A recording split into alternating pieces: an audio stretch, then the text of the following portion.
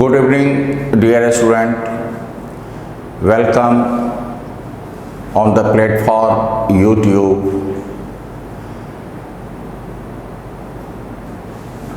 to Jha classes. हम लोग ने डायपोल के थ्योरी को फिनिश किया है और मैं अब आप लोगों के लिए कुछ कॉम्पिटिटिव सेक्शन के प्रॉब्लम लेकर के आया हूँ और उसका हम लोग डिस्कशन करेंगे, जिससे कि आपका और भी कॉन्सेप्ट जो है वो कॉन्सेप्चुअली आप स्ट्रॉन्ग हो पाएंगे। तो क्वेश्चन है आपका, क्वेश्चन नंबर 1 है, find the dipole moment of the charged wire in the form of an arc as shown in figure. Half of the arc has linear charge density plus lambda and other half minus lambda. ये arc जो है centre पे 2 theta naught angle subtend कर रहा है और इसका arc का रेडियस कैपिटल आर है। तो हम लोग सिमेट्रिकली एक एलिमेंट लेते हैं इस तरह से, इस पे हम चार्ज मानते हैं dq है। इसी तरह से सिमेट्रिकली यहाँ पर भी हम लोग एक चार्ज लेते हैं -dq। इसको हम लोग पॉइंट चार्ज कंसीडर करेंगे और अगर ये एंगल हमारा अल्फा है तो ये आर्क का लेंथ अगर हम dl लेते हैं, इस आर्क का लेंथ को अगर हम dl लेते हैं तो dl लेंथ जो है सेंटर पे एंगल सबटेंड कर रहा है d अल्फा। उसी तरह से यहाँ पर भी होगा, अगर इधर भी दिखाना चाहते हैं तो आप दिखा सकते हो। ये एंगल भी अल्फा है और ये एंगल d अल्फा है। इसको हम लोग पॉइंट चार्ज ट्रीट कर रहे हैं। अब देखिए, ये है r, तो ये जो डिस्टेंस है ये होगा r cos अल्फा, ये होगा r sin अल्फा।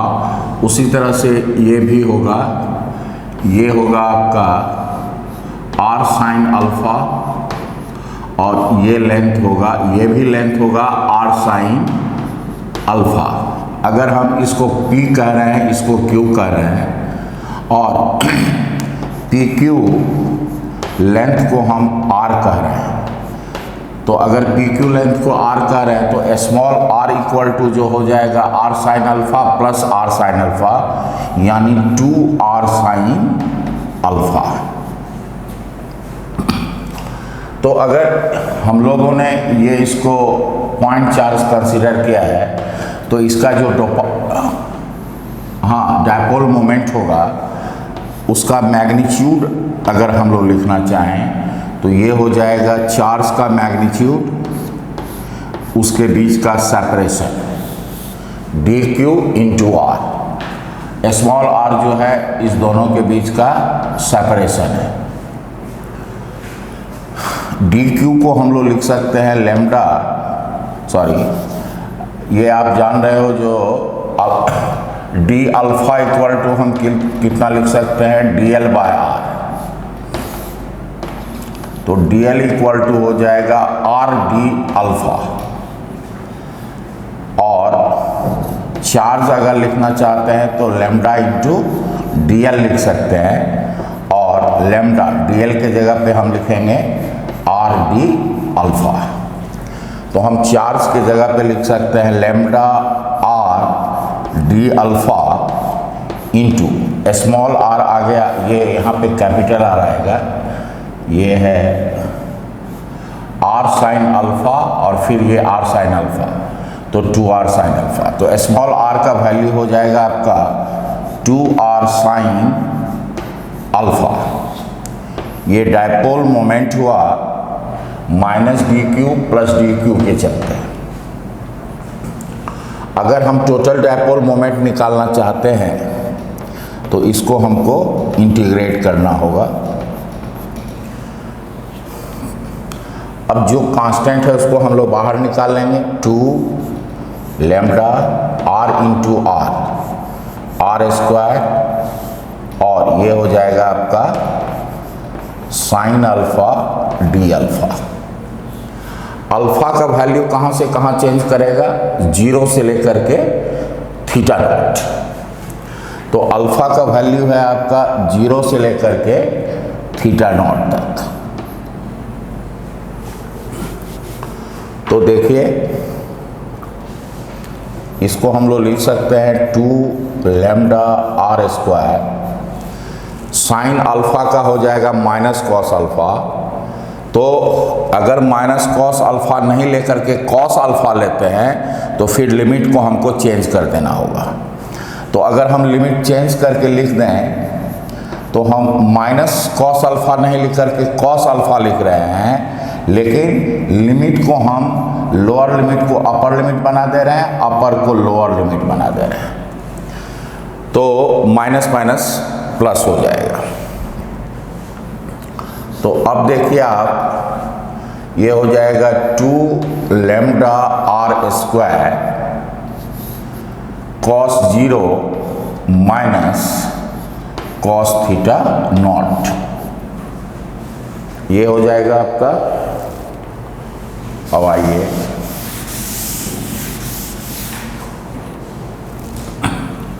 तो ये हो गया 2 लैम्डा आर स्क्वायर, ये हो जाएगा 1 माइनस कॉस थीटा। अब हम लोग लैम्डा के वैल्यू को सब्स्टिट्यूट करेंगे यहाँ पे। तो लैम्डा इक्वल टू होगा चार्ज पर यूनिट लेंथ। तो अगर हम ये हाफ की बात करें तो लैम्डा इक्वल टू होगा चार्ज पर यूनिट लेंथ। मान लेते हैं इतने पे चार्ज है, lambda equal to q by charge per unit length. हम लोग को अच्छा लैम्डा के ही टर्म्स में दिया हुआ है, लैम्डा के टर्म्स में ही है, यहाँ पे चार्ज नहीं दिया हुआ है, लैम्डा के ही टर्म्स में लिखना है। तो हम समझते हैं आपका डायपोल मोमेंट जो हो जाएगा वो लैम्डा के टर्म्स में अगर हम लिखना चाहेंगे तो यही हो जाएगा 2 lambda r square 1 minus cos theta naught. यहाँ आपको लैम्डा दिया हुआ है, आर दिया हुआ है, थीटा नॉट दिया हुआ है। तो यहाँ से हम लोग डायपोल मोमेंट निकाल सकते हैं।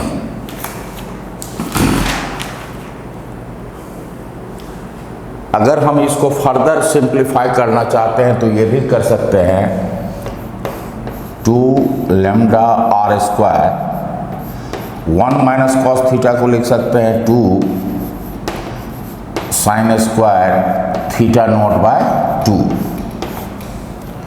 तो इसको हम लोग लिख सकते हैं 4 lambda r square sine square theta naught by 2। Another form में अगर हम लिखना चाहें इस फॉर्म में भी लिख सकते हैं, इस फॉर्मेट में भी लिखा जा सकता है। अब हम लोग फर्दर दूसरे प्रॉब्लम पे आते हैं। ये एक डायपोल है, ये है माइनस क्यू, ये है प्लस क्यू। ये हमारा डायपोल एक्सिस है, ये इसका सेंटर है, ये P है, इसका पोलर कोऑर्डिनेट r थीटा है, यानी O से P का डिस्टेंस r है, वेक्टर P का direction negative charge to positive charge है, और थीटा है आपको r और वेक्टर r और वेक्टर P के बीच का एंगल है। तो आपको क्वेश्चन है at what angle theta from the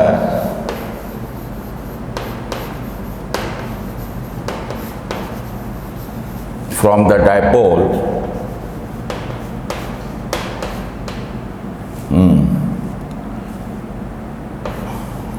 with the electric field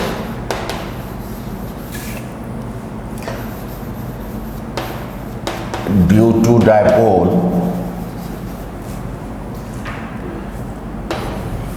B eight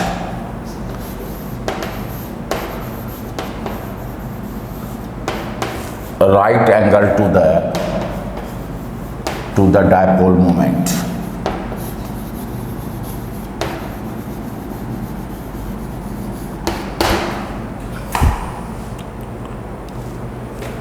At what angle theta from the dipole will the electric field,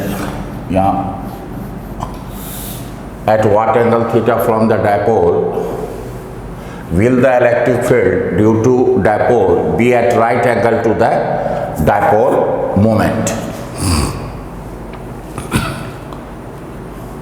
theta का value आपको निकालना है ताकि यहाँ पे जो रिजल्टेंट इलेक्ट्रिक फील्ड होगा, रिजल्टेंट इलेक्ट्रिक फील्ड ये है, और ये कह रहा है जो ये डायपोल पे, डायपोल मोमेंट पे क्या हो, at what angle theta from the dipole will the electric field due to dipole be at right angle to the dipole moment. मतलब डायपोल मोमेंट पे रिजल्टेंट इलेक्ट्रिक फील्ड जो है वो 90 डिग्री हो, मतलब ये एंगल आपको दिया हुआ है 90 डिग्री। तो ये आपका रेडियल डायरेक्शन है, रेडियल डायरेक्शन से जो एंगल रिजल्टेंट इलेक्ट्रिक फील्ड बनाता है उसको हम अल्फा से डिनोट कर रहे हैं। अगर ये एंगल अल्फा होगा तो नेचुरली ये एंगल अल्फा होगा। हमको दिया हुआ है इलेक्ट्रिक फील्ड जो है वेक्टर पी पे परपेंडिकुलर है, तो हम लोग को अल्फा और थीटा में रिलेशन दिया हुआ है। लिख सकते हैं वी नो दैट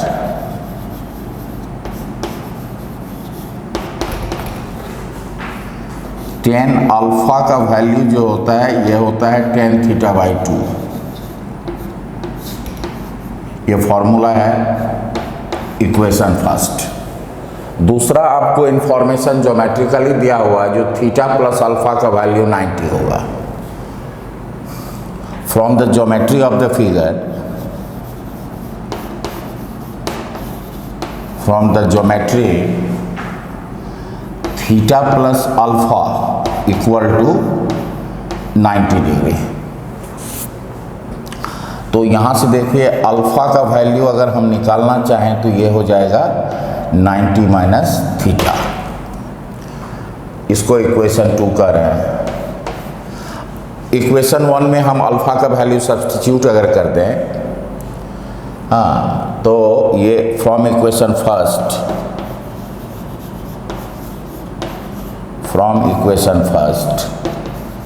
अल्फा की जगह पे हम पुट कर दे रहे हैं 90 degree minus theta equal to हो गया 10 थीटा बाय 2। तो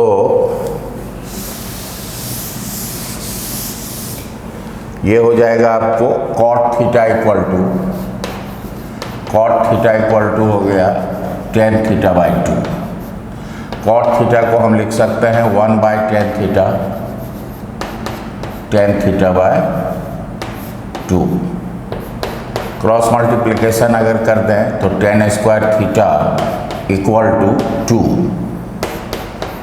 तो 10 थीटा इक्वल टू हो जाएगा आपका √2।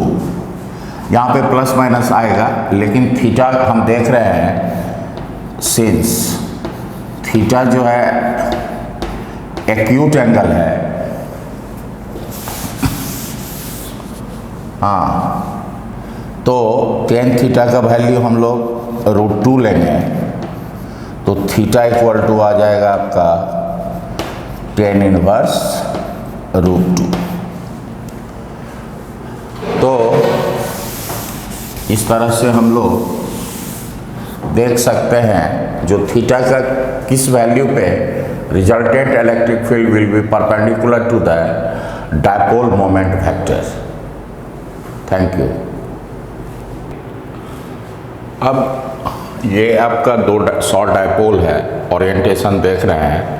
इस डायपोल को हम 1 कह रहे हैं, इस डायपोल को हम 2 ले रहे हैं। तो अगर इसको हम रिजॉल्व कर लें तो एक एक्स एक्सिस के अलॉन्ग होगा मोमेंट, डायपोल मोमेंट, ये होगा 8p cos थीटा, और एक होगा वाई एक्सिस के अलॉन्ग 8p sin थीटा। उसी तरह से अगर इसको रिजॉल्व करें तो एक होगा एक्स एक्सिस के अलॉन्ग p cos थीटा, और एक होगा y के अपोजिट डायरेक्शन में, ये होगा p sin थीटा। तो इसके चलते जो इधर इलेक्ट्रिक फील्ड होगा E1x, हाँ, और इसके चलते भी p cos थीटा के चलते भी होगा, दोनों का डायरेक्शन ये होगा। इसके चलते जो डायरेक्शन होगा इलेक्ट्रिक फील्ड का वो 8p sin थीटा के अपोजिट होगा, यानी E1y, और ये जो है, सॉरी P पॉइंट पे दिखाना है हमको, यहाँ पे 8p sin थीटा के चलते जो होगा ये होगा आपका E1y, और p sin थीटा के चलते जो होगा आपका वो होगा इसके जस्ट अपोजिट, ये हो जाएगा E2y। तो हम लोग पहले नेट फील्ड E1x पहले निकाल लेते हैं। E1x हो जाएगा कि 2p, 2 और p हो जाएगा आपका 8p cos थीटा बाय, यहाँ से p का डिस्टेंस कितना हो गया 2r का होल क्यूब, तो 8 हो जाएगा, 8 कैंसिल हो जाएगा, तो ये हो जाएगा कि 2p cos theta by r cube. उसी तरह से E1y हम अगर निकालें तो ये होगा कि, हाँ, और ये हो जाएगा आपका 8p sin theta by 2r का होल क्यूब। तो ये हो जाएगा 8 हो जाएगा ये, तो ये सिंपली हो जाएगा कि p sin theta by r cube. अब E2x अगर हम निकालें तो ये होगा कि 2, और इसका डायपोल मोमेंट है एक्स एक्सिस के along p cos theta bye, इस डायपोल से p पॉइंट का डिस्टेंस है r क्यूब। उसके बाद आइए E2y, तो ये हो जाएगा आपका के, और इसका है p sin theta, p sin theta by r cube. तो E1y का है के p sin theta by r cube, और ये भी है, मतलब इलेक्ट्रिक फील्ड जो होगा y एक्सिस के अलॉन्ग, आप देखिए net electric field along y axis जो होगा ये होगा E2y माइनस E1y, दोनों का वैल्यू आपका सेम है, तो ये 0 हो जाएगा, मतलब y एक्सिस के अलॉन्ग नेट इलेक्ट्रिक फील्ड जो होगा 0 होगा, और x एक्सिस के अलॉन्ग जो होगा ये हो जाएगा E1x प्लस E2x। तो ये वैल्यू और ये वैल्यू, ये E2x, ये दोनों का वैल्यू सेम है, तो 2 से मल्टीप्लाई कर सकते हैं आप, 2E1x के 2p by cos theta by r cube, ये दोनों सेम है, तो ये हो जाएगा 4kp cos theta by r cube. तो ये हो जाएगा आपका 4k का वैल्यू पुट कर दे रहे हैं 1/4 पाई एप्सिलॉन नॉट, और ये हो जाएगा 4p cos theta by r cube. तो 4 कैंसिल हो गया, तो ये हो जाएगा आपका p cos theta by pi epsilon not r cube. तो नेट इलेक्ट्रिक फील्ड जो होगा वो x एक्सिस के अलॉन्ग होगा, therefore नेट इलेक्ट्रिक फील्ड जो होगा वो हो जाएगा EX I कैप, यानी ये हो जाएगा P cos theta by pi epsilon not RQ I cap. तो यहाँ से हम लोग देख रहे हैं ऑप्शन जो है ये आपका ए विल बी राइट हो जाएगा। तो ये आपका क्वेश्चन नंबर 3 था। अब हम लोग क्वेश्चन नंबर 4 पे आते हैं।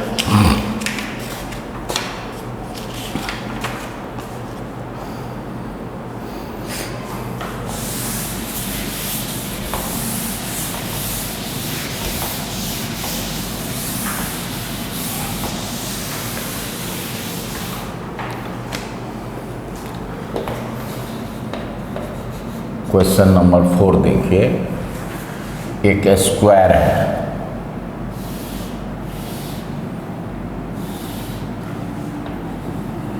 यहाँ पे है 2 माइनस √2q,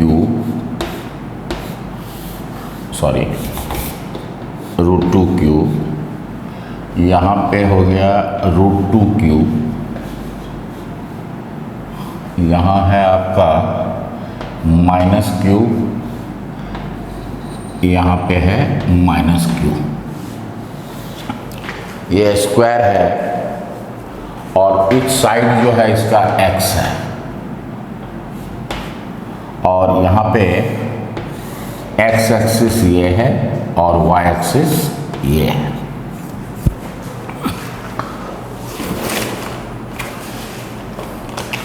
तो कह रहा है जो आपको निकालना है what is the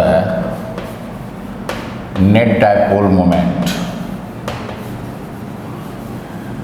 net dipole moment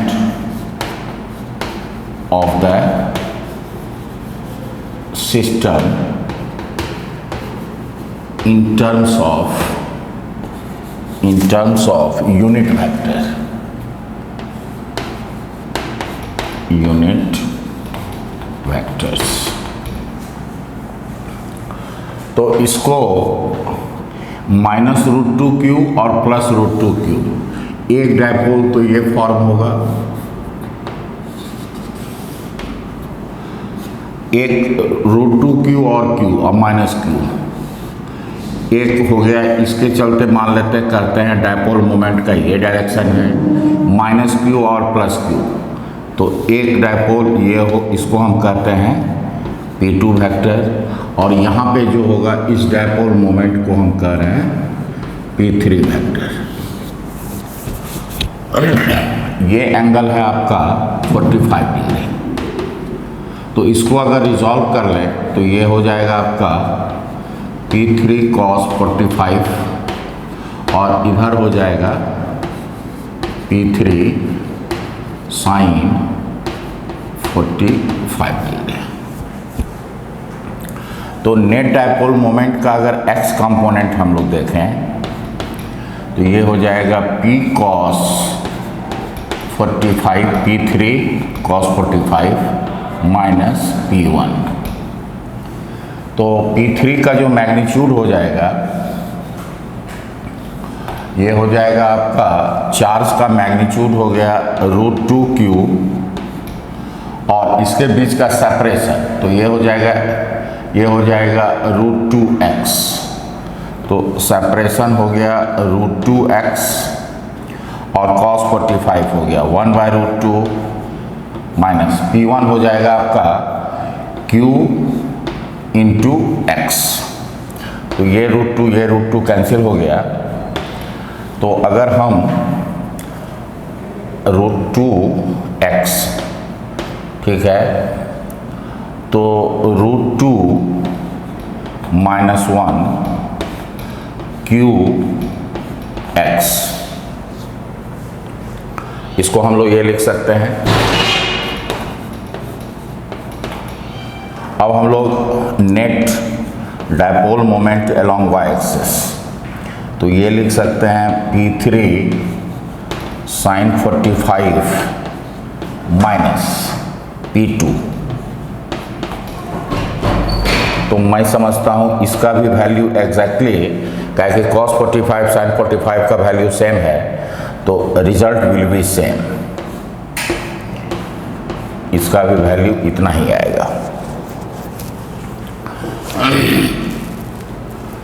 तो देखिए अब जो है नेट डायपोल मोमेंट अगर वेक्टर फॉर्म में लिखना चाहते हैं तो ये हो जाएगा px i cap plus net dipole moment along y axis, ये दोनों का मैग्नीट्यूड सेम है, तो हम लोग √2 - 1 q x और ये हो जाएगा i cap plus j cap,